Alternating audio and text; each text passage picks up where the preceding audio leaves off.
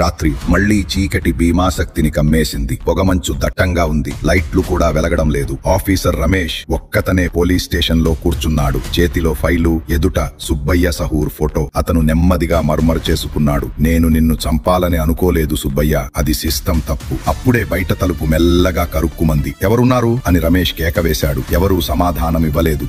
Torch పట్టుకుని బయటకు వెళ్లి చూశాడు. స్టేషన్ గోడ మీద రక్తంతో వ్రాయబడి ఉంది, ఇది చివరి రాత్రి రమేష్, తండ్రికి న్యాయం వస్తుంది. అతని వెనక నుంచి మెల్లగా అడుగుల శబ్దం. తిప్పి చూసేలోపే చీకట్లోంచి వెలువడిన ముఖం. తున్ తున్ సహూర్. చేతిలో కత్తి మెరుస్తోంది. అతని కళ్లలో రక్తం మంటలా ఉంది. 10 సంవత్సరాలు నువ్వు దాచిన నిజం ఈ రాత్రి బయటపడుతుంది అన్నాడు సహూర్. రమేష్ కేకవేశాడు, ఆపు సహూర్, నీ తండ్రి నిర్దోషి అని ఇప్పుడు నాకు తెలుసు, కానీ నేను ఏం చెయ్యలేకపోయాను. సహూర్ కత్తి పైకి ఎత్తాడు. కానీ అదే సమయంలో పెద్ద సైరన్ శబ్దం. చుట్టూ పోలీసులు. ఒక స్నైపర్ బుల్లెట్ గాల్లోకి విసిరింది. సహూర్ కత్తి పడేశాడు. కానీ ముఖం మీద ఓ విచిత్రమైన నవ్వు. నిజం బయటకు వచ్చింది. ఇప్పుడు నేనేమీ చెయ్యనక్కర్లేదు అన్నాడు అతను. తరువాతి క్షణంలో బుల్లెట్ శబ్దం. సహూర్ నేలకూలాడు. అతని చేతిలో చివరిగా పట్టుకుని ఉన్నది ఒక తెల్ల పువ్వు. రమేష్ కన్నీళ్లు ఆపలేకపోయాడు. ఆ పువ్వుపై రక్తంతో రాసిన చివరి వాక్యం, తండ్రికి న్యాయం లభించింది.